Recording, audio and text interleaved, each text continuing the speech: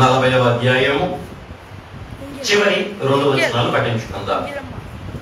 నిర్గమకాండము 40వ అధ్యాయము. ఇదే వారి ప్రయాణ పద్ధతి. ఆ మేఘము పైకి వెళ్ళని ఎడల అది వెళ్ళు దినము వరకు వారు ప్రయాణము చేయక ఉండిరి. ఇజ్రాయేలందరి కన్నుల ఎదుట పగటి వేళ యెహోవా మేఘము మందిరము మీద ఉండెను, రాత్రి వేళ అగ్ని దాని మీద ఉండెను. వారి సమస్త ప్రయాణములలో ఇలాగుననే జరిగెను. ఆమేన్. దేవుడు తన పరిశుద్ధమైన వాక్కులు మన వినికిడులు దీవించి వాక్యానుసారమైన ప్రయాణమును మనకునిచ్చి వాగ్దాన భూమి అయిన నూతన యెరూషలేముకు మనందరినీ చేర్చును గాక. ఆమేన్. ప్రార్థన చేసుకుందాం. మోకరిద్దాం. మోకరించలేని వారు లేచి నిలబడదాం. దయగల ప్రభువా, కృపగల తండ్రి, మీ మహాకృపను బట్టి మహాదయను బట్టి 40 దినములు మోషే సుఖోపవాస మండల ధ్యానముల వ్రతములను ముగించుకొని మీ మహిమ ఆత్మ తైలముచే అభిషేకించబడిన తైలాభిషేక పండుగను ముగించుకొని ముందుకు సాగు క్రమములో మీరు మాకు అనుగ్రహించిన మరో శ్రేష్టమైన ఈ సర్వారాధన దినమును బట్టి మీకు వందనములు, కృతజ్ఞతలు, నృతులు, ప్రణతులు. అయ్యా, నువ్వు నడిపించే మార్గములో నడుచుటకు నిర్ణయము తీసుకొని నిన్నే వెంబడించకోరిన మేము ఈ దినము నీ ఆజ్ఞను పాటిస్తూ అయ్యా మీ మహిమ ఎదుటకు, మీ మహిమ పాదముల ఎదుటకు ఈ రీతిగా మమ్మల్ని అందరినీ సమకూర్చారయ్యా. మీకు స్తోత్రాలు. మాతో ఈ సమయం మనం ముచ్చటించమని, మందరితో మాట్లాడమని అయ్యా ఎదుట వేడుకుంటున్నాము. నేను మాట్లాడితే ఎవరికి ఏ లాభం ఉండదు, నీవు మాట్లాడితే అందరికీ, ప్రతి ఒక్కరికి లాభమయ్యా. నిలబడువారు మీరు కానీ మాట్లాడువారు మీరు కారు. ఆగడి ఆత్మ మీకు సహాయం చేయను అని నీ శిష్యులతో మాట్లాడారు. ఈ సమయంలో నీ మాటలు మాట్లాడడం నిలబడి ఉండగా మీరే మాట్లాడి మనస్సులను, అంతరంగములను, హృదయములను కదిలించి నీ కొరకు ప్రత్యేకించబడి ప్రతిష్ఠించబడి అయ్యా నీవు కోరుకున్న రీతిలో నీ నివాసాలుగా బిడ్డలందరూ మార్చబడగలిగినట్లుగా అందరినీ వాక్యము ద్వారా కప్పి వాక్య రూపములోకి మార్చమని అందరితో మాట్లాడమని యేసు నామమున అడిగి వేడుకుంటూ ఉన్నాం మా ప్రియమైన మా పరలోకపు తండ్రి.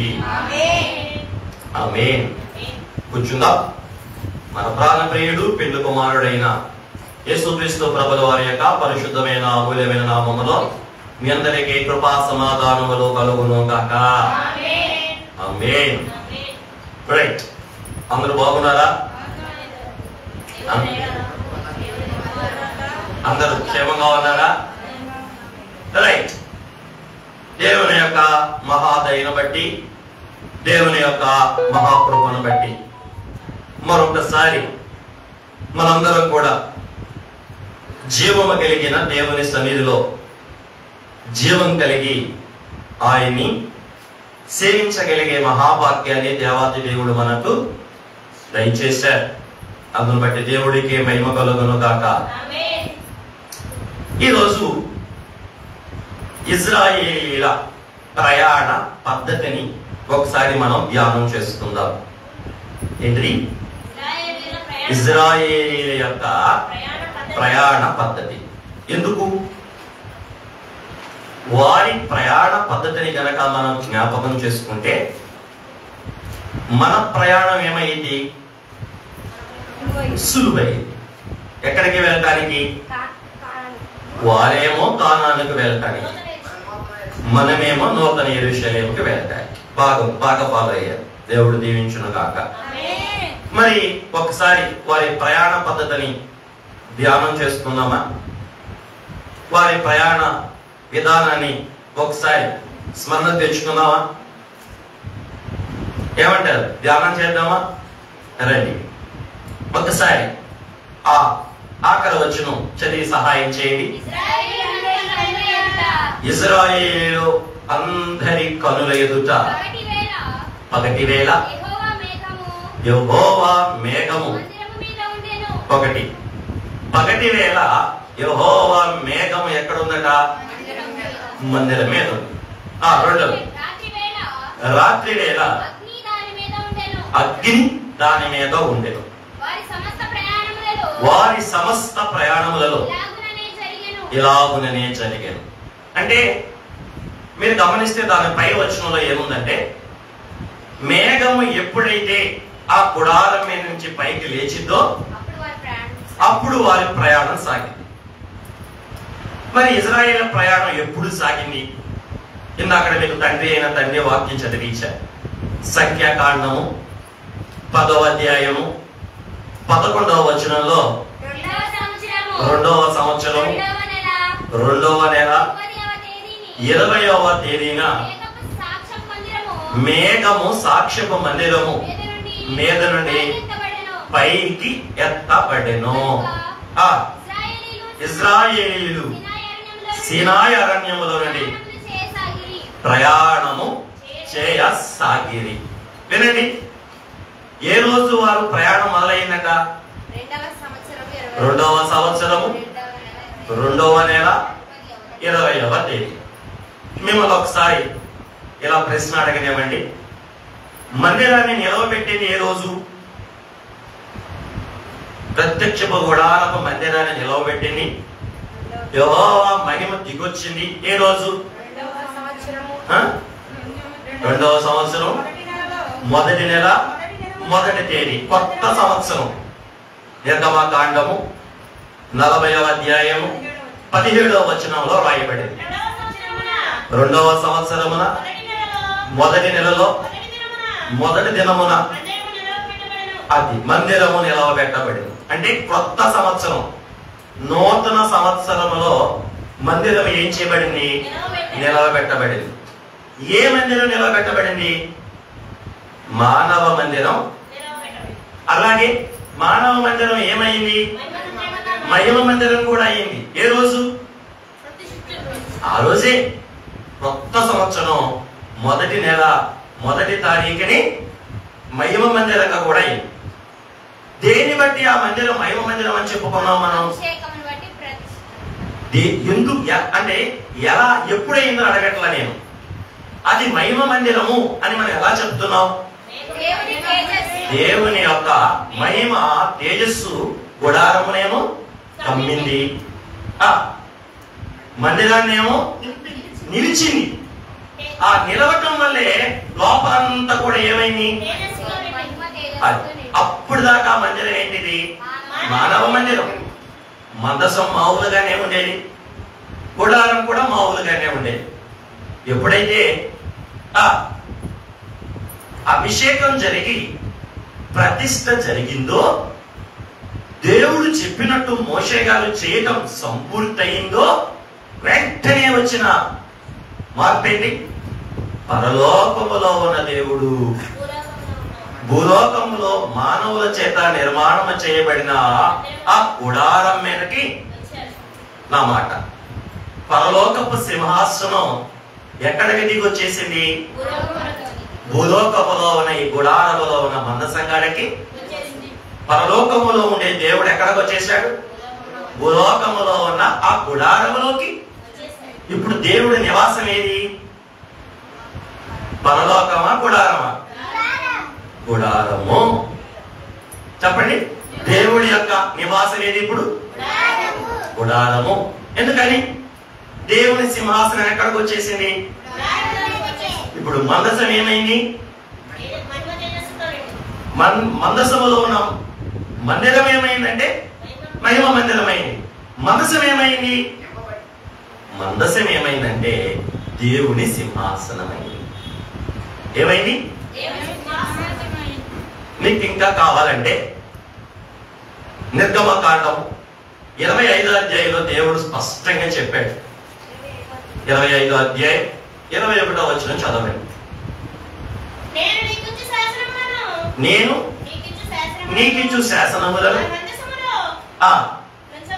ఉంచాలి, అక్కడ నేను చూడండి అక్కడ నేను నిన్ను కలుసుకొని కరుణాపీఠము మీద ఉండియు శాసనములు గల మందసం మీద ఉండు కెరూబుల మధ్య ఉండియు నేను ఇశ్రాయేలీయుల నిమిత్తము మీకు ఆజ్ఞాపించు సమస్తమును మీకు తెలియచెప్పారు. అంటే ఇప్పుడు దేవుడు ఎక్కడికి వచ్చాడు? మందసం మీదకు. మందసం మీదన ఆ కరుణాపీఠం మీదకు వచ్చాడు. ఆ మందసము, ఆ కరుణాపీఠము ఇప్పుడు దేవుడికి ఏమయ్యాయి? సింహాసనము. అర్థమైందండి? మందిరమేమో మహిమ మందిరం అయ్యింది. ఆయన స్థానం ఎక్కడ? ఆయన స్థానం ఎక్కడ? మందిరంలో కరుణాపీఠం ఆయన స్థానం అయింది, అంటే సింహాసనం అయింది. ఇప్పుడు దేవుడు వారి మధ్యలో నివాసం ఏర్పరచుకున్నాడు. మీకు 3 మాటలు చెప్పాగా. ఇప్పుడు ఈ గుడారంలోకి ఏమొచ్చేసింది? దేవుడి మహిమ వచ్చింది. మహిమ వచ్చిందంటే ఏంటి? ఆ దేవుడే వచ్చేసాడు. దేవుడే వచ్చేసాడు. ఎందుకోసం? ఇశ్రాయేలీయులతో ఉండటానికి.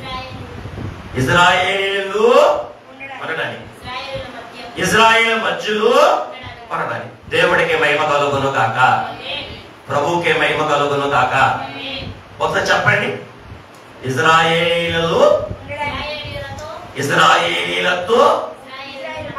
ఇశ్రాయేలు మధ్యలో ఉండడానికి దేవుడు ఏం చేశాడు? ఆయన సింహాసనాన్ని ఎక్కడ తెచ్చేశాడు? గుడారములోకి తెచ్చేశాడు. దేవుడికి మహిమ కలుగును కాక, ప్రభుకే మహిమ కలుగును కాక. ఇప్పుడు ఆ గుడారంలో దేవుడుంటూ ఆ గుడారం చుట్టూ కూడా ఎవరు ఉంచాడు? ఇశ్రాయేలు ప్రజలను ఉంచాడు. గుడారాన్ని ఎక్కడ ఉంచాడు? ఊరి మధ్యలో. చుట్టూ 12 గోత్రాలు కదా. అది 4 దిక్కుల 4 మూడు 12 గోత్రాలు. ఒక్కొక్క దిక్కున 3 3 3 3 4 దిక్కుల 3 గోత్రాలు చొప్పున ఇశ్రాయేలు అందరినీ గుడారాలు వేయించి వారి మధ్యలో ఏం చేస్తున్నాడు? ఆయన నివాసం ఉన్నాడు. దేవుడికే మహిమ కలుగును కాక, ప్రభుకే మహిమ కలుగును కాక. ఇప్పుడు ఇదంతా ఎవరు చూస్తున్నారు? ఇశ్రాయేలు ప్రజలు చూస్తున్నారు. పగలపూట ఆ గుడారం మీద ఏముందట? మేఘము. రాత్రిపూట ఆ గుడారం మీద ఏముందట? అగ్ని. ఈ మేఘమే, ఈ అగ్నియే, ఈ సింహాసనమే ఆ ప్రజలకేంటి? వెలుగు. ఆ ప్రజలకేంటి? నీడ. ఆ ప్రజలకేంటి? తోడు. ఆ ప్రజలకేంటి? కాపుదల. ఆ ప్రజలకేంటి? భద్రత. దేవుడికి మహిమ కలుగును కాక. ఇప్పుడు ఆ ప్రజలకు ధైర్యం కూడా ఏంటి? ఆ దైవ ప్రత్యక్షతే, ఆ దేవుని సింహాసనమే, ఆ దేవుని తోడే వారికేంటి? దేవుడికే మహిమ కలుగును కాక. మన దేవుడు ఎంత కరుణ గలవాడో చూడండి. కొట్టేస్తారండి. మన దేవుడు ఎవరు? ఎంత కరుణ గలవాడో చూడండి. ఎక్కడికి వచ్చేసాడు? మనుషుల మధ్యలోకి ఆయన వచ్చేసాడు. దేవుడికే మహిమ కలుగును కాక. ఇక్కడ దాకా రాత్రి చెప్పుకున్నాం మనం. అంతేనా? ఈ కథంతా రాత్రి చెప్పేశారా? తైలాభిషేక పండగలు ఈ కథంతా చెప్పేశారు. ఇది పరిస్థితి. దేవుడు ఎక్కడున్నాడు? ఆ గుడారంలో ఉన్నాడు. ప్రజలు ఎక్కడున్నారు? చుట్టూ ఉన్నారు. ఇక ప్రజలకు దేవుడు చూస్తూ ఉంటే ఏంటి? అంతే కదా. దేవుడు చూస్తూ ఉంటే వాళ్ళకి ఏమొచ్చింది? అంతేనా కాదా? తండ్రిని చూస్తే ఉంటే కొడుకేంటి? చెప్పరే? భర్తను చూస్తూ ఉంటే భార్యకేంటి? అవునా కాదా? ఏదైనా ఊరి లేదప్పుడు ముందు ఆయన నడుస్తూ వెనకాల మనం నడుస్తుంటే ఎట్లా ఉంటది? ముందు నాన్న నడుస్తూ ఉంటే మన వెనకాల నడుస్తుంటే ఎట్లా ఉంటది? సడన్గా కనపడ్డా ఏమైపోతుంది? అది ఊరు కాదు ఊరు, జరిగిన ప్రయాణం ఎట్లా ఉంటది? సడన్గా నాన్న కనపడ్డా, ఏలు వదిలేసావు, నాన్న ఏలు పట్టుకుని నడిచేదాన్ని ఏలు వదిలేసావు. ఇప్పుడు ఎట్లా ఉంటది? అదే నాన్న ఏలు పట్టుకుంటా ఉంటే, అదే యజమాని చూస్తా ప్రయాణం చేస్తా ఉంటే, అవునా కదా? ఆ ధైర్యం ఇవ్వటానికే చెప్పరే దేవుడు ఎక్కడికి వచ్చాడు? ఎక్కడ చెప్పండి? వారి మధ్యలోకి, వారితో కాపురం చేయుటకు, వారి మధ్య నివాసం చేయుటకు, వారి మధ్యలో నిలుచునుటకు దేవుడు వచ్చేశాడు. దేవుడికి మహిమ కలుగును కాక, ప్రభునామానికి మహిమ కలుగును కాక. రైట్, ఇక్కడతో రాత్రి కథ అయింది. ఇక ఈ పూట కథ మొదలు పెట్టుకుందాం. ఇప్పుడు ప్రయాణం. ఈ ప్రయాణానికి ముందు నేను కొన్ని విషయాలు మీకు చెప్పాలి. ఏంటండి ఆ విషయాలు అంటే, దేవుడు వీళ్ళతో ఏమని చెప్పాడు? మీరు నాకు స్వకీయ సాంపాద్యముగా ఉంటారు, మీరు నాకు పరిశుద్ధ జనాంగముగా ఉంటారు, మీరు నాకు రాజులైన యాజకులుగా ఉంటారు, మీరు నాకు సొత్తైన ప్రజలుగా ఉంటారు. ఎక్కడన్నాడు ఈ మాటలు? నిర్గమకాండము 19వ అధ్యాయం 6వ వచనం చదవగలరా? సమస్త భూమియు నాదే కదా. చూడండి చూడండి ఏమంటున్నాడు? 1, మీరు నాకు యాజక రూపమైన రాజ్యముగాను పరిశుద్ధమైన, చూడండి పై మాటలు 2 ఉన్నాయి. 1 యాజకులు, 2 రాజులు. ఏమన్నాడు? యాజకులైన యాజక రూపమైన రాజ్యముగాను. అంటే 1 యాజకులు, 2 రాజులు. రాజ్యం చేసేవాళ్ళు ఎవరు? రాజులు. తర్వాత 3 పరిశుద్ధమైన జనముగాను ఉందులని చెప్పుము.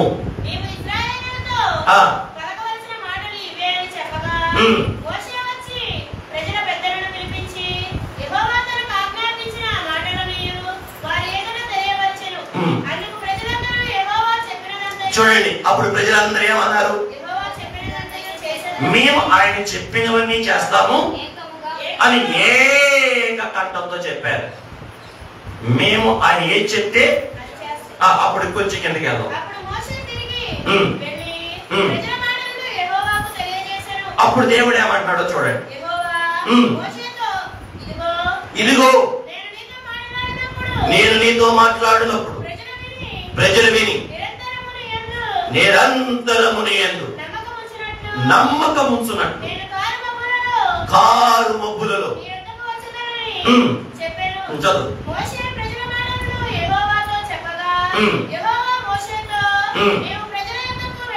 వెళ్ళి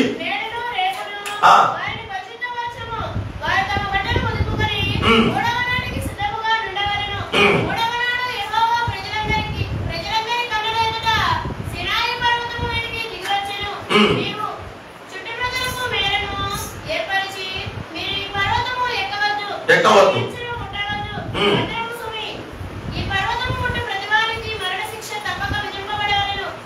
దేవుడికే మహిమ కలుగును గాక, ప్రభు నామానికే మహిమ కలుగును గాక. అచ్చం ఇలాంటి మాటే నిర్గమకాండంలో ఇంకొక చోట కూడా ఉంటది.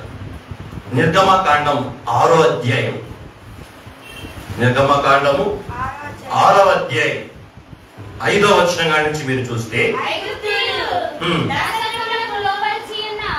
ఇజ్రాయేలు మూలుగులను విని నా నిబంధన జ్ఞాపకం చేసుకుని ఉన్నారు కాబట్టి నేను ఇజ్రాయేలుకి ఇలాగూ చెప్పు, నేనే యెహోవాను.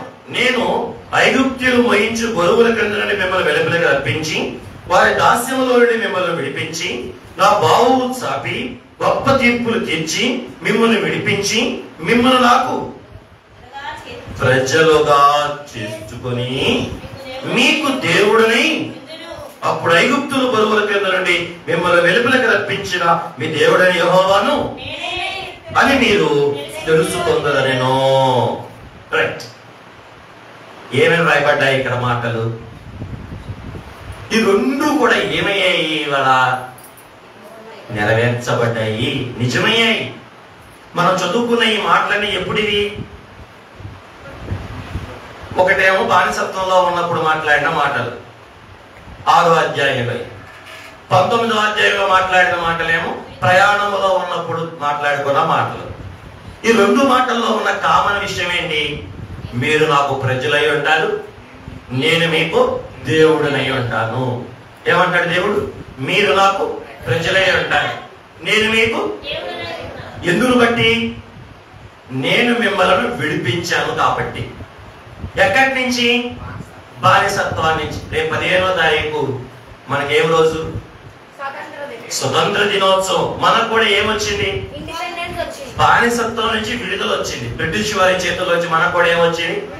మనం ఏమయ్యాం? స్వతంత్రుడమయ్యాం. మనకంటూ ఒక రాజ్యం, మనకంటూ ఒక రాజ్యాంగం, మనకంటూ ఒక దేశం, మనకంటూ ఒక ప్రభుత్వం, మనకంటూ కొన్ని నియమ నిబంధనలు ఏర్పాటు చేసుకోగలిగిన స్వతంత్ర ప్రతిపత్తి కలిగిన ఒక దేశంగా మనం మారాం. దేన్ని బట్టి? స్వాతంత్రం రావడాన్ని బట్టి. అక్కడ ఇజ్రాయేల్ కూడా దేవుడు ఏమంటున్నాడు? నేను మీకు విడుదలిచ్చి స్వాతంత్రాన్ని కలగజేస్తాను. అప్పుడు మీరేమవ్వాలి? మీరు నాకు ప్రజలు అవ్వాలి, నేను మీకు. ఈ కండిషన్ లో నీకేం చెప్పాడు ఆయన? మీరు నాకు యాజకులు అవుతారు, మీరు నాకు రాజులు అవుతారు, మీరు నాకు పరిశుద్ధమైన జనం అవుతారు. ఒకసారి నా మాట వినండి, నేను తగ్గి చెప్తున్నా. మీరు నేను పెద్ద పెద్ద మాటలు చెప్పినా మీకు అర్థం అవ్వట్లా, అందుకే నేను తగ్గి ఇప్పుడు ఒక మాట చెప్తాను. యేసు ప్రభు దగ్గరికి మిమ్మల్ని దేవుడు పిలుచుకొని ఎందుకు అంటే మీరు ఆయనకు ప్రజలుగా ఉండాలి. నెంబర్ 1, ఆయనే మీకు దేవుడుగా ఉండాలి. అంటే అర్థం ఏంటి? మీకు ఒక దేవుడు, దాని భావం అది. రెండోది, ప్రభు దగ్గరికి మీరు వచ్చారంటే ఆయన దగ్గర మీరు ఎలా ఉండాలంట? యాజకులుగా ఉండాలి. రెండోది ఎలా ఉండాలంట? రాజులుగా ఉండాలి. ఏం మోషే గారు? ఎట్లా ఉండాలి? యాజకులు. రెండోది రాజులు. ఇప్పుడు నేను చెప్తా అర్థం కూడా మీకు. యాజకులు అనగా దేవుడి దగ్గర యాచించేవాడు. దేవుడి దగ్గర యాచించేవాడు. యాచించడం అంటే ప్రార్థన చేయటం. యాచించడం అంటే ప్రార్థన చేయటం. మనం దేవుడికి యాజకులుగా ఉండాలంట. ఎవరికి యాజకులుగా? అనండి ఒకసారి. యాజకుడు అంటే ఎవరని చెప్పుకున్నాను మన ధ్యానంలో చెప్పారు.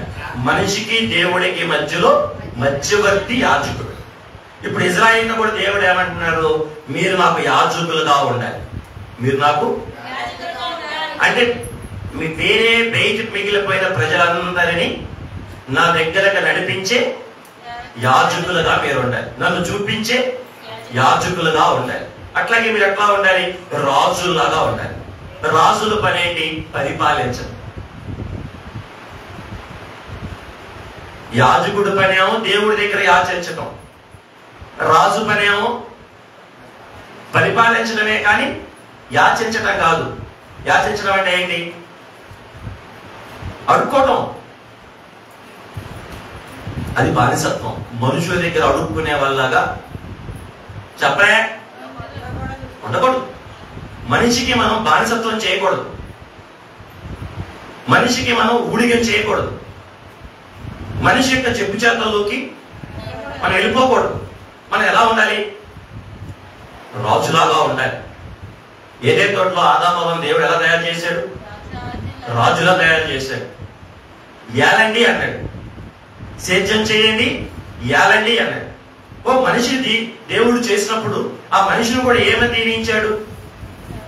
మీరు ఫలించండి. ఎలా ఫలించమన్నాడు? భూమిని నిండించండి అన్నాడు. నిండించి ఏం చేయమన్నాడు? మొత్తం ఏలండి అన్నాడు. ఏలికలుగా ఉండాలి. మనం ఏం చేయాలి? కానీ ఎలా ఉండకూడదు? బానిసలుగా అడుక్కునే వాళ్ళగా మాకు అది లేదు, మాకు ఇది లేదంటూ మనుషుల మీద పడి. మరి యాజకుడు పని ఏంటి? యాచించడమేగా. మరి యాజకుడు ఎక్కడ యాచించాలి? దేవుడి దగ్గర యాచించాలి. నువ్వేదైనా అడగాలంటే వెంకటేశ్వరం గారు వింటున్నావా, పాస్టర్ గారు రమ్మన్నాడు, నాకేం వాక్యం చెప్పట్లేదంటావా? వాక్యం ఎవరు చెప్తున్నాను? నీకు చెప్తున్నానా? తగ్గే చెప్తున్నా. మనం ఏం చేయాలి? యాచించాలి. కానీ ఎక్కడ యాచించాలి? దేవుడి దగ్గరే యాచించాలి. కానీ ఎక్కడ యాచించకూడదు? దేవుడి దగ్గరేమో యాచించగలిగిన యాజకులుగా ఉండాలి. ప్రజల ముందేమో పరిపాలించే రాజుల్లాగా ఉండాలి. ఇది దేవుడి సంకల్పం. సరే, మీకు వివరంగా అర్థమయ్యేదో చెప్తా. దేవుడు అన్న మాటలని ఎలా ఉండాలి? మీరు యాజకులుగా ఉండాలి, రాజులుగా ఉండాలి. మూడో మాట ఏమన్నాడు? మీరు పరిశుద్ధమైన జనాంగంగా ఉండాలి. బాగా వినండి. దేవుడి దగ్గరకు వచ్చిన ప్రజలు ఎట్లా ఉండాలట? ఎందుకని? దేవుడు ఎవరు? మనం కూడా ఎలా ఉండాలి? ఇది మీరు గుండెల మీద పెట్టగలాలి. 6 నూరైనా 100 అపవిత్రతకు మనం చోటు ఇవ్వకూడదు. పెద్దలంటే కాకిలా కలకాలం బతకడం కన్నా హంసలా 6 నెలలు బ్రతికినా చాలంటే. పాడు పనులు చేస్తూ, పాడు జీవితం జీవిస్తూ, సిగ్గు ఎక్కువ లేని బ్రతుకుతూ, సమాజంలో ఆడినోట ఈడినోట అని ఊహించుకుంటూ ముందు వెనక ఆ బతుకు కంటే చెప్పరే హంసలాగా 6 నెలలు అంటే క్రీస్తు ప్రభు దగ్గరకు వచ్చిన మనం క్రీస్తు ప్రభులాగా శంషేరుగా ఎట్లా రోషం కలిగి దేవుని మాట చొప్పున పవిత్రమైన జీవితం జీవించాలి క్రైస్తవుడు. అంతే మనిషి గారు. ప్రాణం పోయినా చెప్పండి, అపవిత్రంగా జీవించడానికి మనం ఇష్టపడకూడదు. మీకు రోషంగానే చెప్తున్నా, మీరు ఈ మాట రోషంగానే తీసుకోండి. దేవుడి బిడ్డలు మనం పరిశుద్ధంగానే ఉండాలి. అపవిత్రమైన పని చేయాల్సిన పని వస్తే చచ్చిపోవడాగానే ఇష్టపడండి దేవుడి కోసం. అంతేగాని ఏం చేయండి. మన దేవుడు రోషం కలిగిన వాడు కాబట్టి అపవిత్రమైన పనులకి మన శరీరాన్ని అప్పగించడం దేవుడి ఇష్టం కాదు. అసలు మన దేవుడే పిలిచినందుకు అంటే పరిశుద్ధమైన జనాంగంగా ఉండాలి. దేవుని మనం పిలిచినందుకు పరిశుద్ధంగా ఉండాలి. ఇశ్రాయేలుకి దేవుడు అదే చెప్పాడు, మీరు నాకు యాజక సంబంధమైన రాజ్యంగాను పరిశుద్ధమైన ఉంటారు అన్నాడు. అయినాక తగ్గొచ్చామా? ఇవన్నీ మీకు ఎందుకు చెప్పాను? ఇప్పుడు ఆ మాటలు చెప్పి దేవుడు ఆ మాటల ప్రకారం ప్రజలు ఉండడానికి వాళ్ళకి ఏమేమి ఇచ్చాడో తెలుసా? నేను చెప్తా, రాసుకోండి. 1 ధర్మశాస్త్రం ఇచ్చాడు. ఏమిచ్చాడు?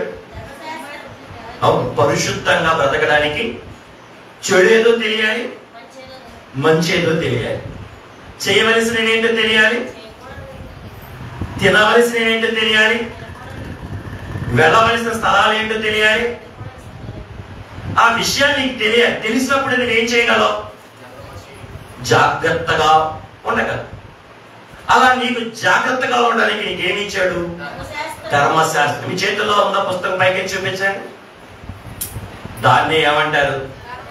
పరిశుద్ధ గ్రంథం. అసలు ఆ పుస్తకానికి దేవుడు ఏం పేరు పెట్టారు చూసారా? దాన్ని చదివితే, దాన్ని పాటిస్తే మనం ఏమైపోతాం? పరిశుద్ధులం అవుతాం. ఆ గ్రంథం పేరే పరిశుద్ధ గ్రంథం. దాన్ని చదివిన వారు ఏమవుతారు? దేవుడు వాళ్ళని పరిశుద్ధులుగా చేస్తాడు. అందుకే దేవుడు మనకి ఏమి ఇచ్చాడు? 1 ధర్మశాస్త్రం ఇచ్చాడు. 2 ప్రత్యక్షపు గుడారం ఇచ్చాడు. 2 ఏమి ఇచ్చాడు? ప్రత్యక్షపు గుడారం ఇచ్చాడు. అంతకు ముందు వాళ్ళకు ఉందా? వాళ్ళకి లేదు. ఆ స్విచ్ కట్టేయండి అమ్మా. ఇక్కడే రెండవదిగా దేవుడు వాళ్ళకి ఏమి ఇచ్చాడు? ప్రత్యక్షపు గుడారాన్ని ఇచ్చాడు. ఎందుకు?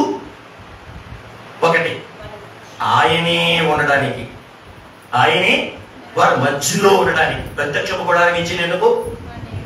నిర్గమకాండం 25:8 ఉంది కదా, నేను మీ మధ్యలో నేను వారిలో నివసించడానికి వారు నాకు ఒక పరిశుద్ధ స్థలమును, అది అంతకు ముందు ఇది ఉందా? లేదు. ఇప్పుడే వాళ్ళకి ఏమి ఇచ్చాడు? పరిశుద్ధమైన గుడారం ఇచ్చాడు. ఎందుకు? దేవుడు వారి మధ్యలో నివసించడానికి. ఎందుకో?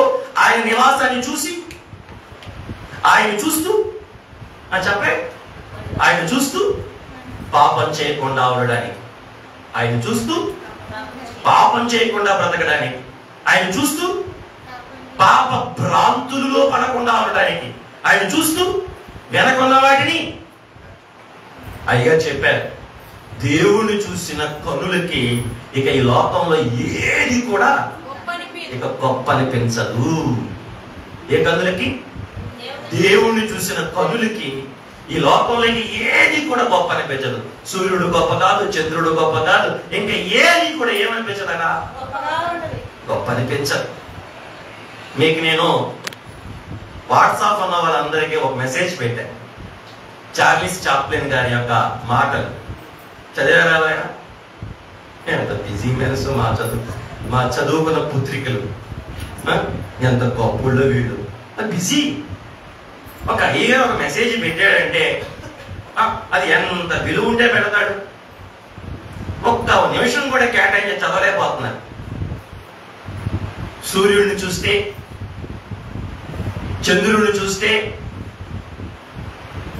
అద్దాన్ని చూస్తే ఎవరు గుర్తొస్తారు? సూర్యుడిని చూస్తే సూర్యుడి యొక్క తేజస్సును చూసి, సూర్యుడి యొక్క ఆ కాంతిని చూసి, ఆ వెలుగును చూసి, ఆ సూర్య రశ్మిని చూసి దేవుడు ఎంత శక్తివంతుడు అని మనం సృష్టి జ్ఞాపకం చేస్తాం. చంద్రుడిని చూస్తే ఆ వెన్నెలను బట్టి, ఆ రాత్రుల ఇచ్చే సాధనాన్ని బట్టి దేవుడు ఎంత అందమైన వాడో. అలాగే అద్దాన్ని చూస్తే ఎవరు కనపడతారు? ఏదైనా పాటతో పాట, చక్కనైన నన్నే చూస్తూ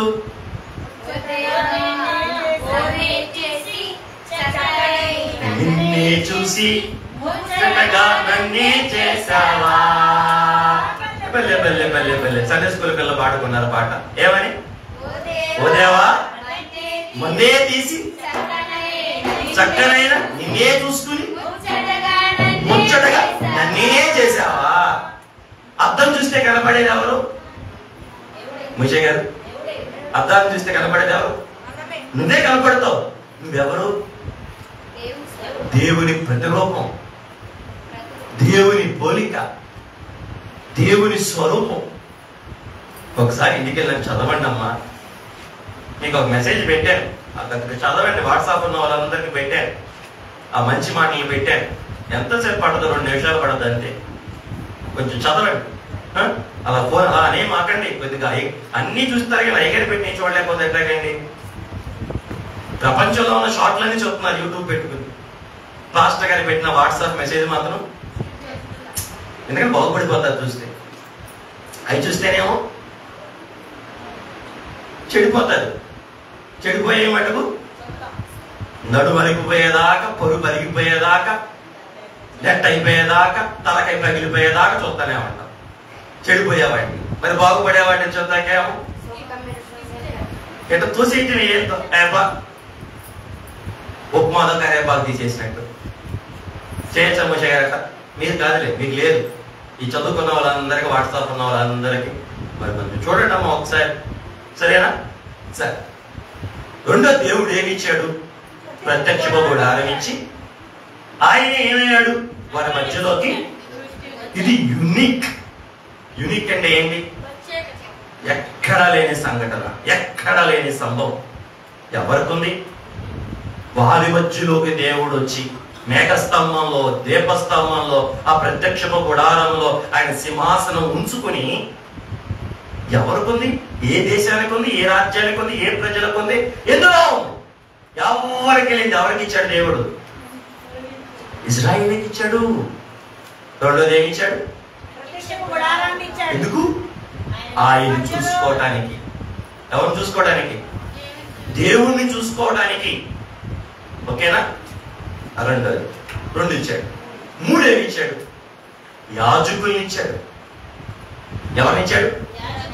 యాజకులని. దేనికి? ఈ ప్రజలకు సేవ చేయడానికి. ఈ ప్రజలకి సేవ చేయడానికి. అదాటున పాపములు పడిపోతే పౌలు గారు క్రమం తప్పితే ఇచ్చే ధర్మశాస్త్రాన్ని ఒకవేళ మీరితే అంటే ఏంటి? చేయమన్నది, చేయకపోతే చేయొద్దు అన్నది, చేస్తే పాపం కదా. ఆ పాపము నుండి శుద్ధి అవటానికి ఏమిచ్చాడు? శుద్ధి చేయటానికి యాజకులు ఇచ్చాడు. ఆ ప్రత్యక్షపు గుడారంలో పనిచేసే యాజకులు ఎవరి కోసం ఇచ్చాడు? ఇజ్రాయేలు యొక్క పరిచర్యార్థమే వారిని ఇచ్చాడు. అందుకే అహరోను భుజాల మీద, రొమ్ము మీద ఏం కలిగి ఉంటాడు? 12 గోత్రాల పేర్లు ఆ ఎఫోదు మీద, ఆ పథకం మీద, ఎఫోదు పైన పథకం మీద అవి రాయబడి ఉంటాయి. భరించాలి. దేవుడి దగ్గర ఆ 12 గోత్రాల వారిని అతను ఏం చేస్తాడు? భరిస్తాడు యాజకుడు. భుజాల మీద కూడా భరిస్తాడు యాజకుడు. ఎవరిని ఇచ్చాడు? యాజకుల్ని ఇచ్చాడు. అలాగే బలి విధానం ఇచ్చాడు. బలులు ఇచ్చాడు. ఎందుకు బలులు? నీ పాపాన్ని ప్రాయశ్చిత్తం చేసుకోవడానికి. ఏం చేసుకోవడానికి? అదాటున పాపంలో పడిపోతే నువ్వు పాపివని తెలిస్తే వెంటనే నువ్వు బలి పుస్తకం తెచ్చి బలిపీఠం దగ్గరికి తెచ్చి యాజకునికి ఇచ్చి ఏమవుతాకి? పాపాన్ని పరిహారం చేసుకోవటానికి. అట్లాగే నేను చెప్పుకున్నాను ఇప్పుడు 3 4 చెప్పండి. ఏమేమి ఇచ్చాడు? ధర్మశాస్త్రాన్ని ఇచ్చాడు, ప్రత్యక్షపు గుడారాన్ని ఇచ్చాడు, యాజకుల్ని ఇచ్చాడు, బలి విధానాన్ని ఇచ్చాడు. అలాగే మందిరములో దేవుడే ఉండి వారిని నడిపించడానికి, ముందు వెనకలో ఉండి వారిని ఆవరించడానికి ఎవరు వచ్చేసారు? అసలు దేవుడే వచ్చేసాడు. ఇవన్నీ దేవుడు ఎందుకు ఇచ్చాడు వాళ్ళకి? ఎందుకు ఇచ్చాడంటే వారు అందరిలాగా ఉండకుండా ఉండడానికి. చెప్పండి, అంత నోటితో చెప్పాలి ఒకసారి. నన్నమ్మ చెప్పుకోసారి. అందరిలాగా అంటే అక్కలాగా, చెల్లిలాగా, అన్నలాగా, తమ్ముళ్ళలాగా. దేవుడు నమ్ముకున్న వాళ్ళు ఎవరైనా సరే వాళ్ళు మనకేమవుతారు? క్రైస్తవేతరులే అవుతారు, లోకస్తులే అవుతారు. వాళ్ళు ఎవరిలాగా మనం ఉండకూడదు. మరి రక్త సంబంధం అయ్యా, ఏం చేద్దాం? రక్త సంబంధం ఏం చేద్దాం? నీలాగా వాళ్ళు మారాలా, వాళ్ళలాగా నువ్వు మారాలా? నిజం చెప్పండి, గుండె పెంచి ఏం చెప్పండి. నువ్వు నమ్మింది సత్యం అయితే నీలాగా వాళ్ళు మారాలని కోరుకుంటావు. నువ్వు నమ్మిన దాని మీద నీకు నమ్మకం లేకపోతే అడో కాలు ఇడో కాలు వేస్తావు. ఎందుకంటే నీకే నమ్మకం లేదనమాట. ఏమని? అటో కాలు ఇటో కాలు వేయకుండా ఉండడానికి దేవుడు ఏమి ఇచ్చాడు? వీళ్ళకి ధర్మశాస్త్రం ఇచ్చాడు. ఇంకేమి ఇచ్చాడు? ప్రత్యక్షపు గుడారం ఇచ్చాడు. గుడారం మీదకి నేరుగా అసలు ఆయనే దిగొచ్చేసాడు. నేరుగా ఆయనే దిగొచ్చేసాడు. ఇన్ని మహిమ సదుపాయాలు ఏర్పాటు చేసేది ఎందుకు అంటే సమాజం ఎదుట తన ప్రజలు ప్రత్యేకంగా ఉండాలి. ఏం చెప్పండి? అమ్మ వెంకటారు నా మాటలు లేదు పాస్టర్ గారు, మేము మాకు నచ్చినట్టే ఉంటామంటారా? అలా ఉండకూడదు కరుణ ఆంటీ, అలా ఉండకూడదు కుసుమ ఆంటీ. నేను చిన్నపిల్లవాడు లాగా ఇప్పుడు స్లోగా చెప్తున్నా, మీకోసమే తగ్గి చెప్తున్నా. దేవుడి దగ్గరకు వచ్చినాక మనకి కూడా మనకేమి ఇచ్చాడు? ఈ 4 మనకి ఇచ్చాడు. చెప్పండి, మనకేమి ఇచ్చాడు? మీ చేతుల్లో ఉన్న బైబిల్ ఇచ్చాడు. ఇదిగోండి, బైబిల్ మిషన్ నే మనకి ఇచ్చాడు. బైబిల్ మిషన్ ఆలయమే మనకి ఇచ్చాడు. ఇదిగో దైవ యాజకుడిని మీకు ఇచ్చాడు. మీ దగ్గర బలి అంటే సహవాసం, దేవాలయ సహవాసం. మీకు ఏది కావాలన్నా, ఏం కావాలన్నా దేని చుట్టూ తిరగాలి? మందిరం చుట్టూ. మోషే గారు మందిరంలో యాజకుడు ఉంటాడు కదా, దేని చుట్టూ తిరగాలి?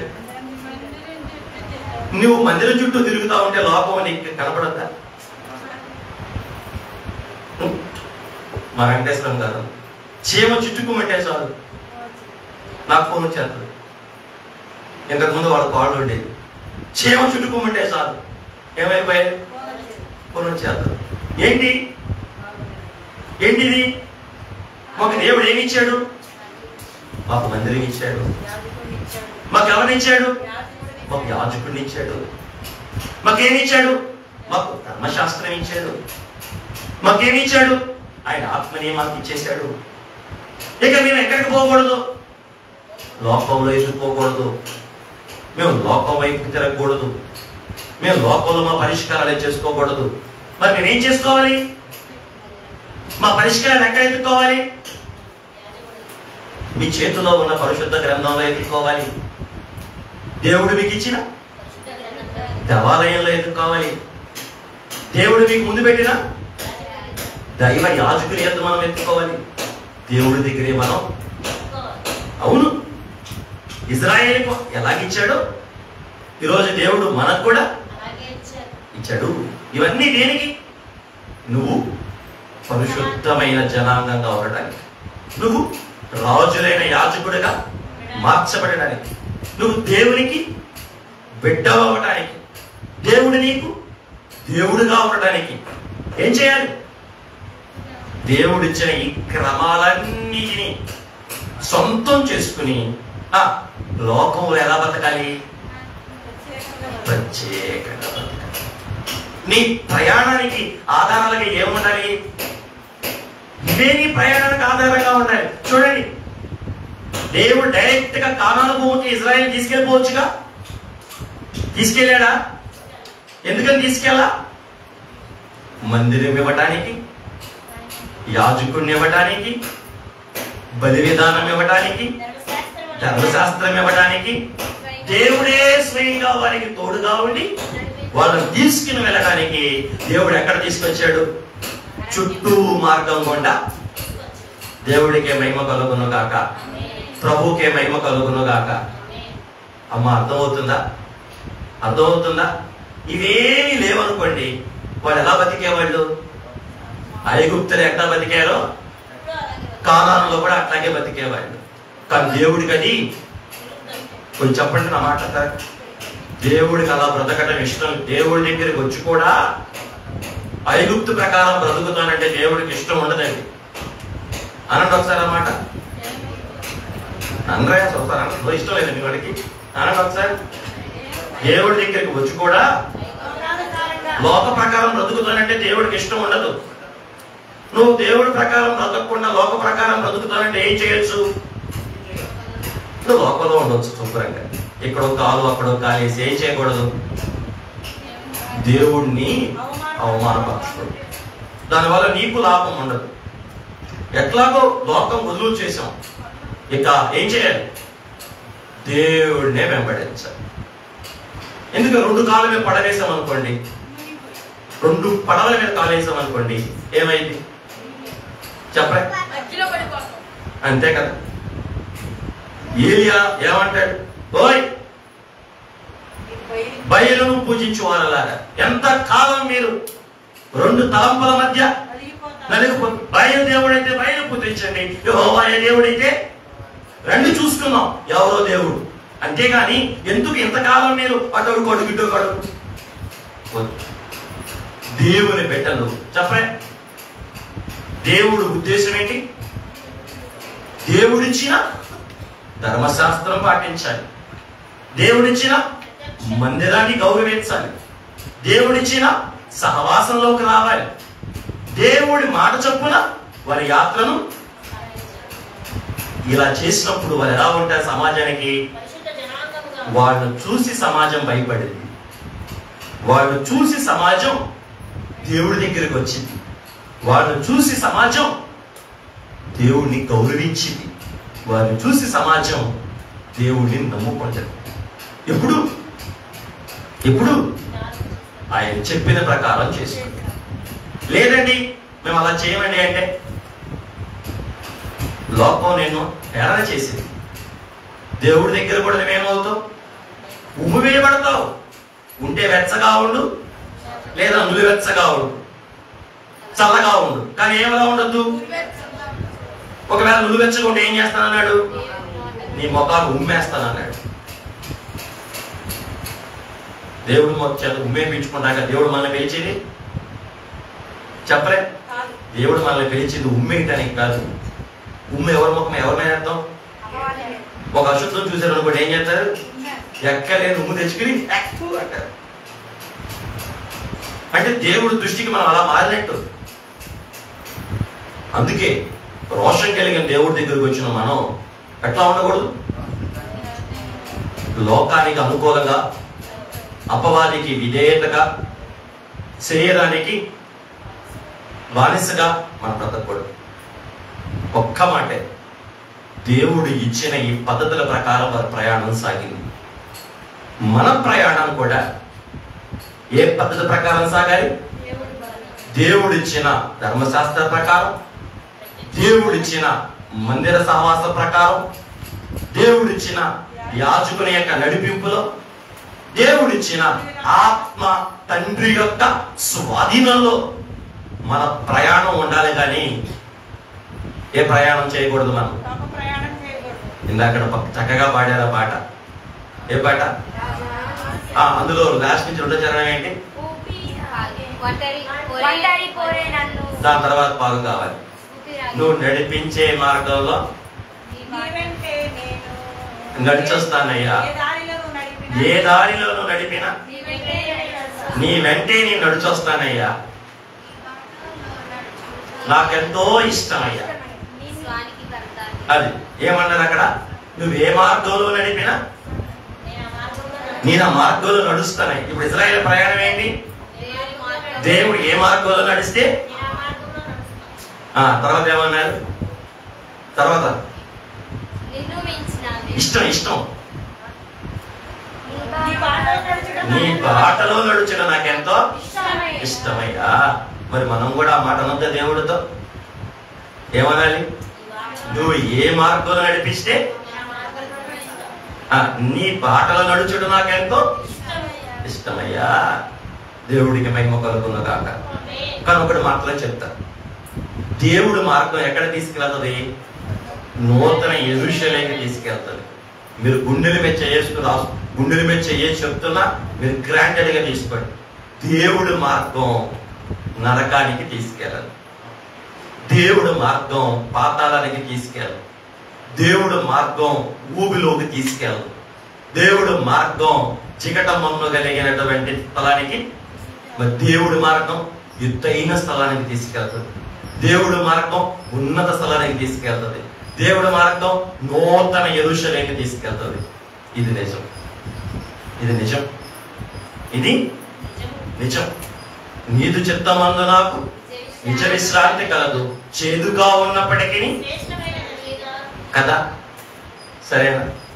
ఏమని చెప్తారు ఇవాళ దేవుడితో? అయ్యా నిన్న మమ్మల్ని ఏం చేసావు? నువ్వు నీ ఆత్మతో అభిషేకించావు. ఎందుకు అభిషేకించావు?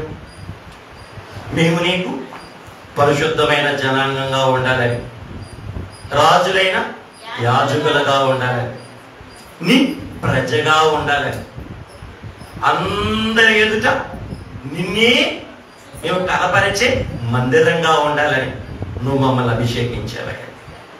కాబట్టి నాకు ఇచ్చిన వాటితో ఏమిచ్చావు?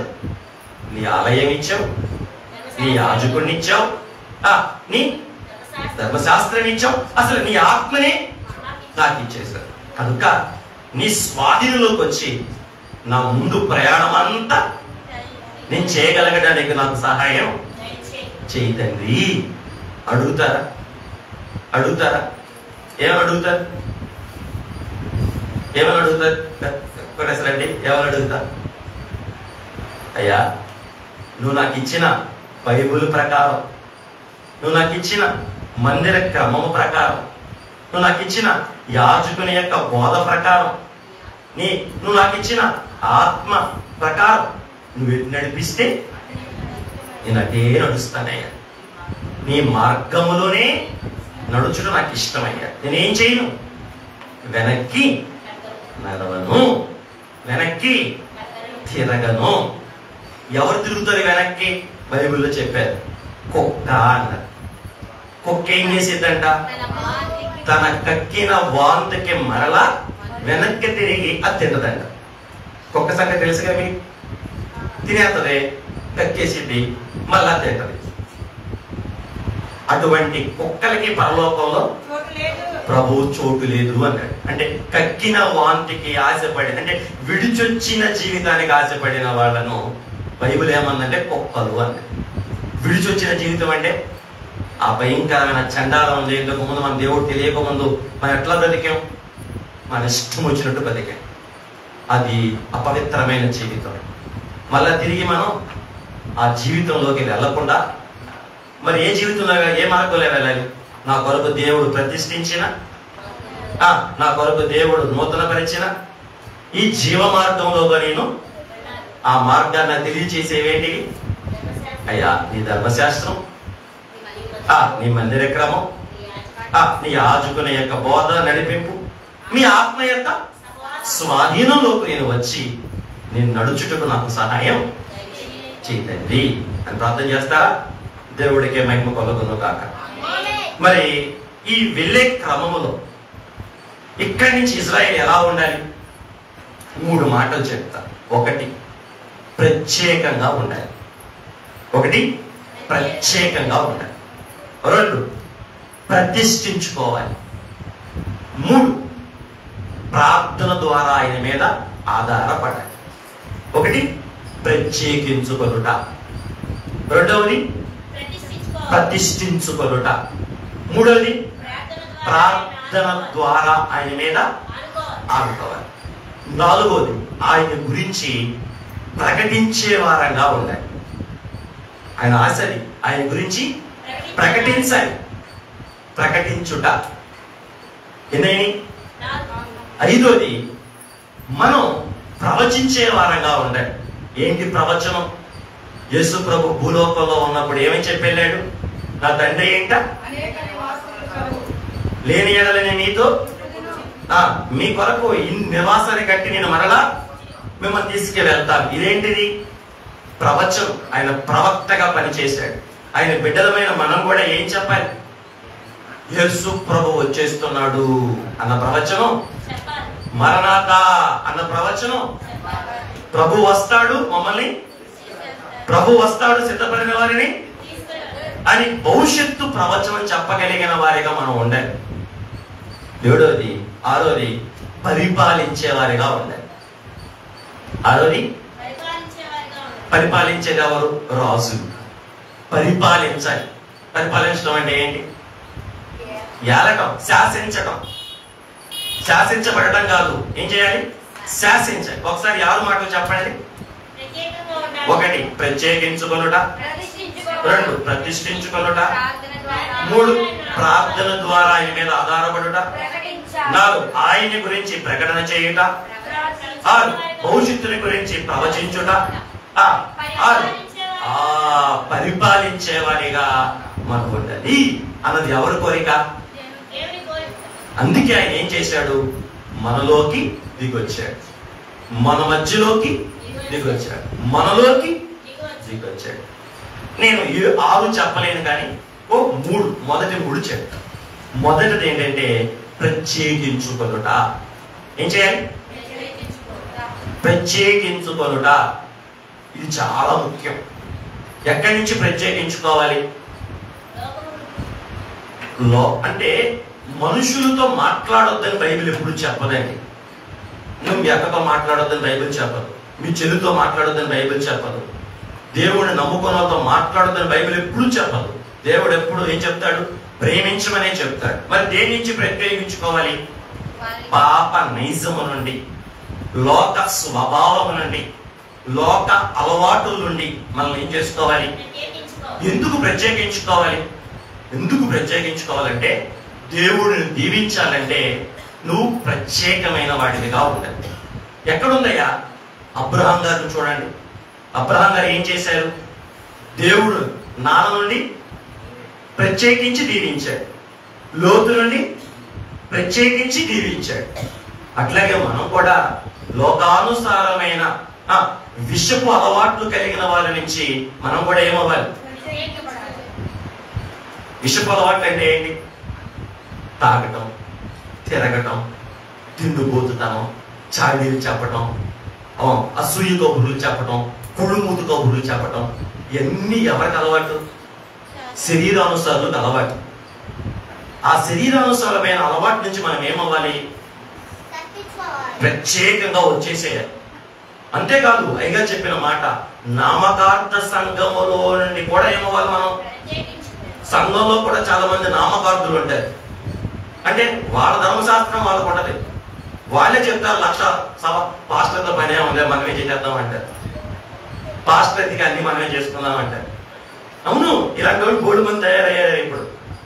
అన్ని అంటే మనమే ఎంత మనమే. ఎవరొద్దు? వీళ్ళు నామకార్థం వల్ల అన్నమాట. వాళ్ళు ఎదగరు. ఇలాంటి వాళ్ళు కూడా మనం ఏమవ్వాలి? ఎందుకంటే వాళ్ళు పరలోకానికి ఎవరు? నిన్ను పరలోకానికి చేరనివ్వరు. కాబట్టి ఇటువంటి వారి నుంచి కూడా మనం ఏమవ్వాలి? ప్రత్యేకించబడాలి. అవును, దేవుడు అన్నాడు, మంచి ఆలోచన చెప్పిన వారి నుండి సైతం కూడా దేవుడి దగ్గరకు వచ్చి అడిగి ఇది మంచా కాదా అని అడగాలి, తెలుసుకోవాలన్నాడు దేవుడు. ఎందుకని? అందుబాటులో ఆయన వచ్చాడుగా. ఎక్కడికి వచ్చాడు? నీకు చెప్పే అందుబాటులో ఆయన వచ్చాడుగా. ఇంకా నీకు ఎవరితో పని లేదు, ఆయనే అడిగి తెలుసుకో. దేవుడికి మహిమ కలుగును కాక. ఫస్ట్ ఇదేంటి ప్రసాదంకులు? ఈ లోకములో ఉన్న మూర్ఖమైన వారికి వేరుగా ఉండి నువ్వు రక్షణ పొందు అన్నాడు అపోస్తలుడైన పౌలు గారు. వేర అంటే మీ పనులకి వెళ్ళొద్దా? మీ పనులు చేసుకోవద్దా? పనులు చేసుకోవద్దా దేవుడు చెప్పాల. నీ పని ఏదో నువ్వు చక్కగా చేసుకో, నీ ఉద్యోగం ఏదో నువ్వు చక్కగా చేసుకో, నీ చదువేదో నువ్వు చక్కగా చదువుకో. కానీ అది లోక సంతోషాలకి, లోక సహవాసాలకి, లోక విందులకి మనం ఏమవ్వాలి? ప్రత్యేకించుకోవాలి. అంటే ఏమంటున్నారా? మమ్మల్ని చచ్చిపోమంటావు ఏంటయ్యా? నిన్ను చచ్చిపోమంటలా, నీ శరీరాన్ని చంపే అంటున్నా. దేవుడు ఏం చెప్తున్నాడు? నువ్వు చచ్చిపోవద్దు. ఏం చెప్పాడు? నీ శరీరాన్ని చంపేసి. రెండోది ప్రతిష్ఠించుకొనుట. ప్రేమో సాగలో రెండు చెప్పు. ప్రతిష్ఠించుకొనుట.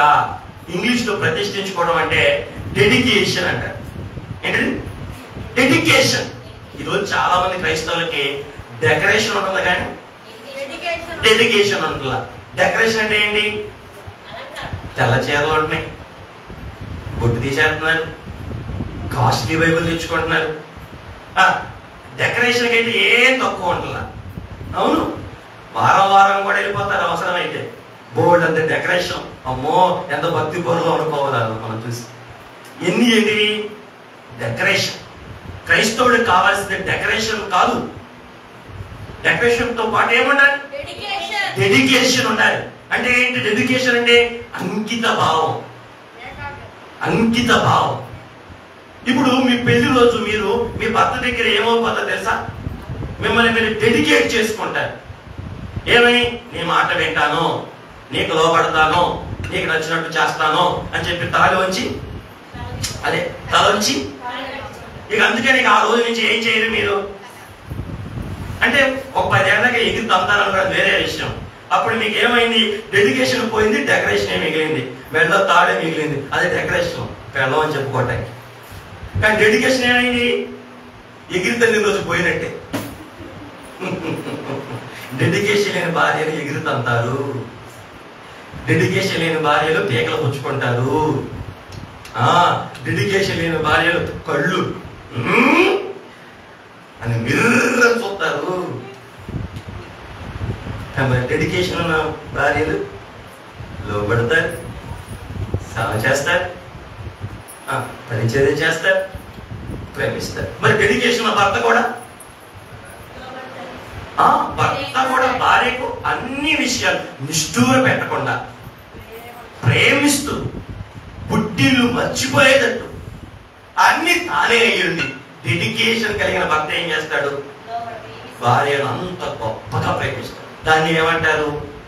ఎప్పుడు డెడికేషన్ తప్పితే అప్పుడు జుట్టు పట్టుకుంటాడు.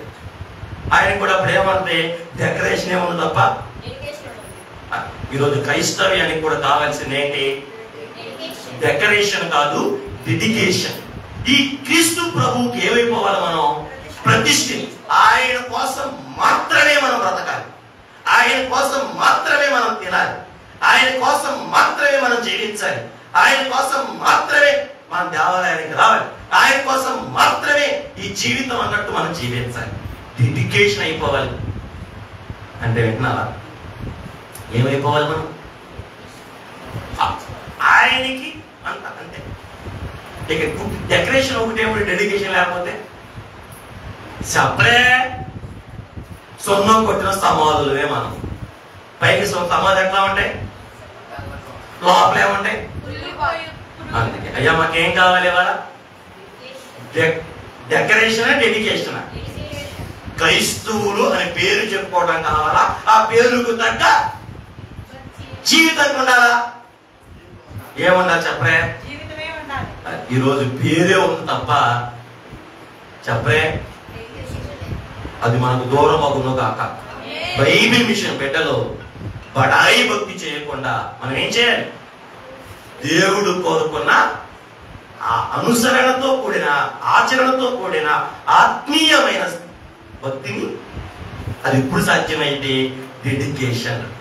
మీ భర్తకి ఎలా డెడికేట్ అయిపోయారో చెప్పరే. మనల్ని పిలిచిన దేవుడు కూడా మనం ఏమవ్వాలి? డెడికేట్ అయిపోవాలి. అది ప్రతిష్ఠించుకోవాలి మనం. ఇక నేను నీకు సంబంధించిన దాన్ని ఎవరికి? ఇక నేను లోకానికి సంబంధించిన దాన్ని, ఇక నేను నీ పని కొరకు వాడబడతా, ఇక లోకా పనికి నేను. ఇక మూడోది ప్రార్థన చేయటం. ఏంటిది? ప్రార్థన. వెంకటేశ్వరం గారు వింటున్నావా? రాత్రి చెప్పాక జ్వరం వస్తే ఎక్కడికి వెళ్దాం? ఎక్కడికి వెళ్దాం? వెనకాల ఎవరు చెప్పారు? భర్త దగ్గరికి అని. డాక్టర్ దగ్గరికి కాదు. డాక్టర్ దగ్గరికి వెళ్ళాలి, జేబులో డబ్బులు కావాలిగా. ఆయన దగ్గరికి వెళ్ళాలి, యజమాని దగ్గరికి వెళ్ళాలి. ఆత్మీయ జీవితంలో కూడా దేవుడితో మాట్లాడడం నేర్చుకోవాలి.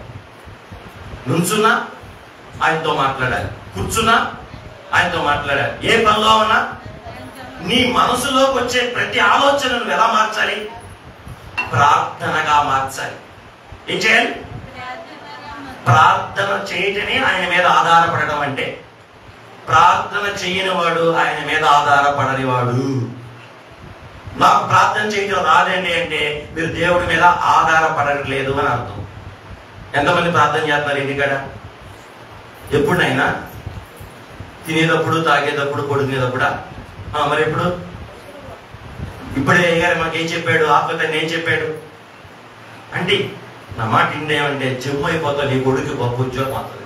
నువ్వు కూర్చున్నా నుంచున్నా నీ యజమానితో నువ్వు మాట్లాడాలి. ఆయన ఎక్కడున్నాడు? నీ లోపలికి వచ్చాడు, నీతో ఉండడానికి వచ్చాడు, నీ మధ్యలోకి వచ్చాడు. మోషే గారు మనకేం అలవాటు అయిపోవాలి? దేవుడితో మాట్లాడటం మంచిగా మార్గంలాగా అలవాటు అయిపోవాలి. అదే మన ఆస్తి, అదే మన వారసత్వం, అదే దేవుడు మనకి ఇచ్చిన హక్కు. విసుగక నిత్యం ఏం చేయాలి? ఎడ తెగక మీరు ఏం చేయాలి? ఆ లింక్ కట్ అవ్వకుండా నీ మనసు ఆయనతో పెనవేసుకుపోయి ప్రతిదీ కూడా ప్రార్థనగా, స్తుతులుగా నువ్వు మార్చాలి. నీకు దేవుడు ఇచ్చిన హక్కు అది.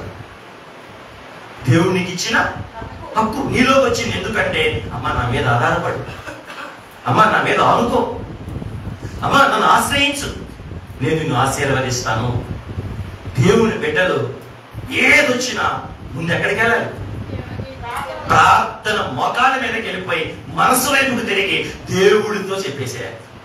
చెప్తారా? ఏం అలవాటు చేసుకుంటారు? ఇవాళ నుంచి ఏం అలవాటు చేసుకుంటారు? గట్టి చెప్పండి. ప్రార్థన చేయటమే ఏంటిది? దేవుడి మీద ఆధారపడటం.